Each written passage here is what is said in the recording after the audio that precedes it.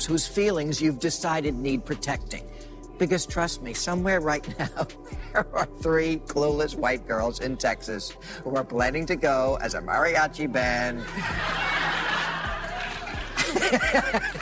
And when they do, liberal Twitter will lose and the rest of America will go, oh, for sake, when did liberals become the fun police? Does anybody remember when conservatives were the ones with the sticks up their? We went from yes we can to oh no you didn't. A time for wild imagination, creative costumes, and unapologetic fun. But, as always, the joy police are out in full force. The woke left has already started handing out its yearly list of banned costumes, taking offense at everything. What used to be a harmless night of fantasy has now turned into a battlefield of moral outrage.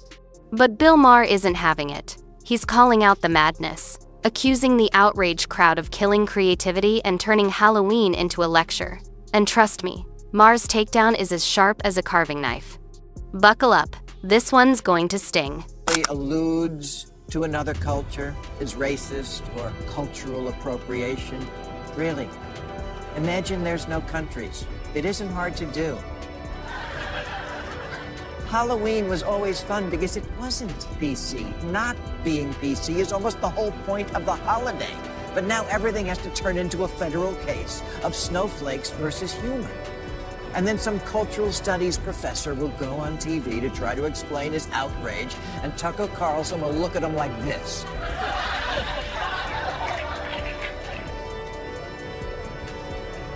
Bill Maher is absolutely right. Not every costume or action on Halloween is cultural appropriation. Sometimes it's just admiration, people celebrating the beauty, artistry, and creativity of other cultures. Humans have always borrowed, shared, and grown through cultural exchange.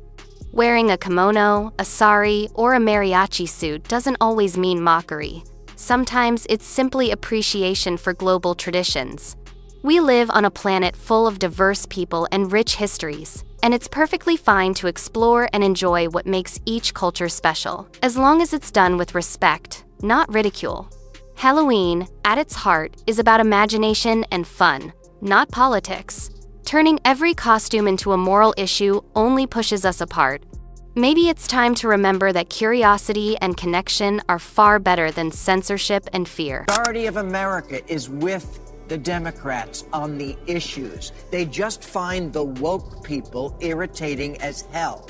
In a new poll, 80% of Americans find political correctness to be a problem, including 75% of African Americans, 74% of Americans under 30, 82% of Asians, 87% of Hispanics, 88% of Native Americans. If you're not a statistician, let me break those numbers down for you.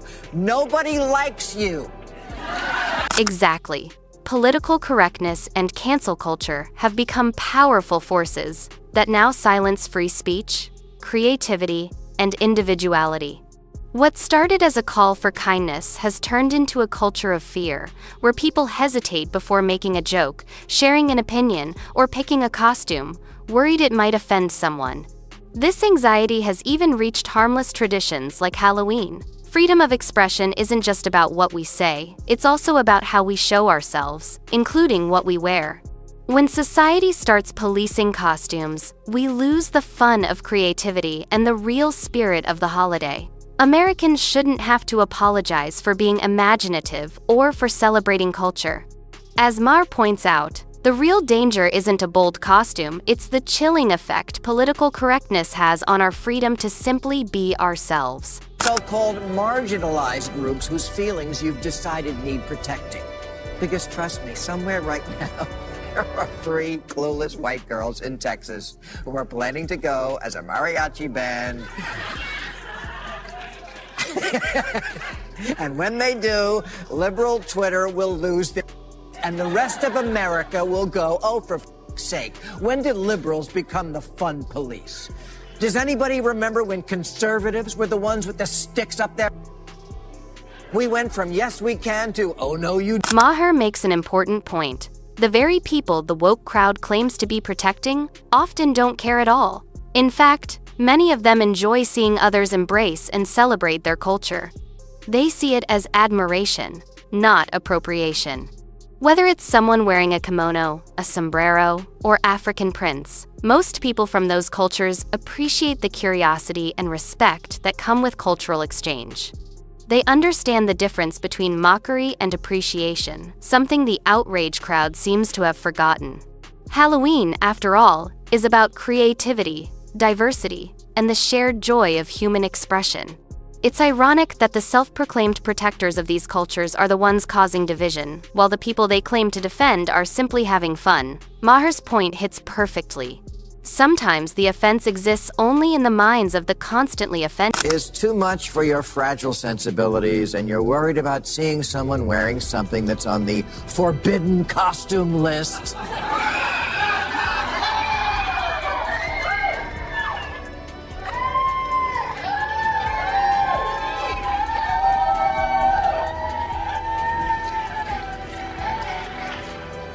Just stay home. That's exactly right. If a Halloween costume is enough to ruin your night, maybe the best solution is simple: just go to bed early. Every year, a wave of self-righteous articles and videos appears, lecturing everyone on what's acceptable to wear and what's not. It's exhausting. What used to be a fun night of imagination has turned into a cultural minefield where even fake fangs or face paint can cause outrage. The irony is that the people doing the policing completely miss the point. Halloween isn't about offense, it's about creativity, humor, and escape. Constantly judging others only takes the joy out of something meant to bring people together. Maybe instead of scrolling through lists of banned costumes, we should let people have fun for one night without turning it into a moral debate. Lists of costumes you better not wear, lest the night of irreverent dress-up spiral into something that resembles fun.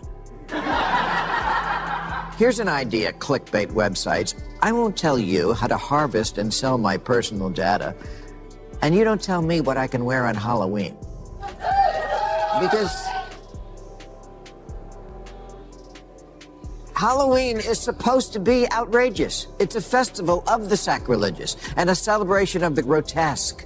From zombies to ghouls to bobbing for apples and other people's saliva.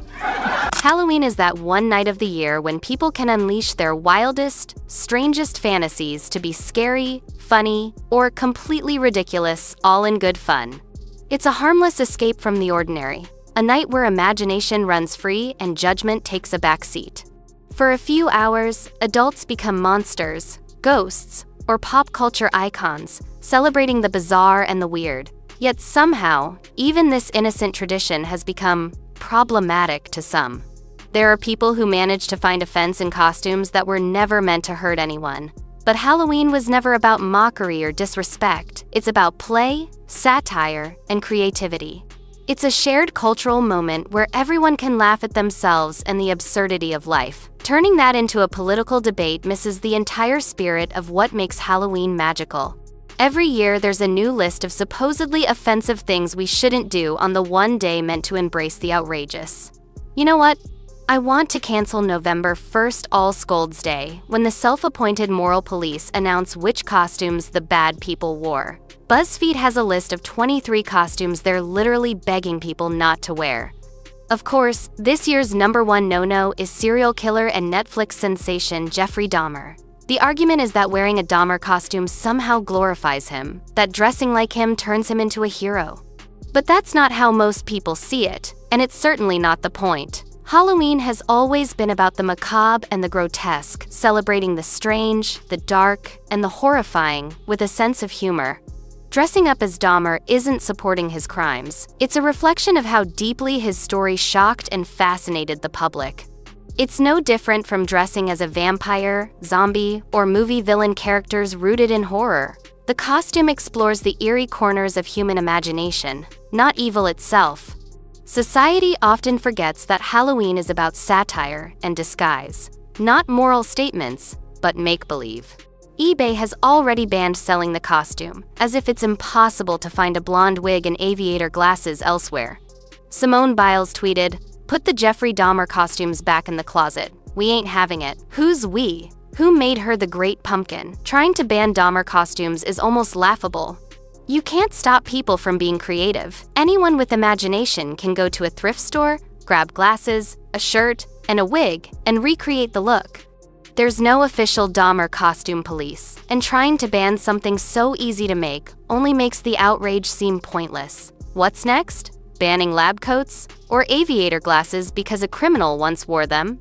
The outrage feels more like performance than principle. People forget that Halloween thrives on parody, shock, and even a little bad taste that's part of its charm. Trying to sanitize it defeats the purpose. Instead of banning costumes, maybe we should remember what Halloween really is: a night of dark humor, imagination, and yes, a little chaos. Of emotional hemophiliacs on social media telling us what we can't do on Halloween. And by the way, please put drugs in my candy.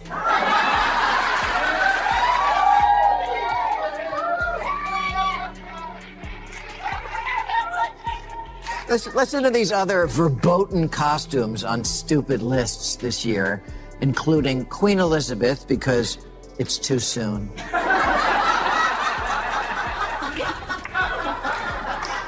Yes, 96, practically an ingenue.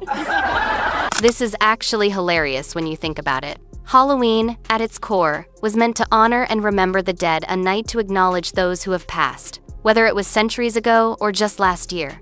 So, when people claim that dressing up as Queen Elizabeth is offensive, it makes no sense. By that logic, we'd have to erase half of history. The whole idea of Halloween is about paying tribute to the departed through humor, fear, or admiration. A Queen Elizabeth costume isn't mockery, it's a nod to her legacy, her image, and her cultural impact. People dress up as Elvis, Cleopatra, and even presidents, not out of disrespect, but because these figures left their mark on history. If anything, being remembered on Halloween means you've become iconic enough to be immortalized in costume form. But of course, don't even think about dressing as anyone outside your race. And no genies, because apparently, genies were slaves. No schoolgirls, no Playboy bunnies, no celebrities, definitely not Elvis. You can't be Elvis. That's an entire industry now.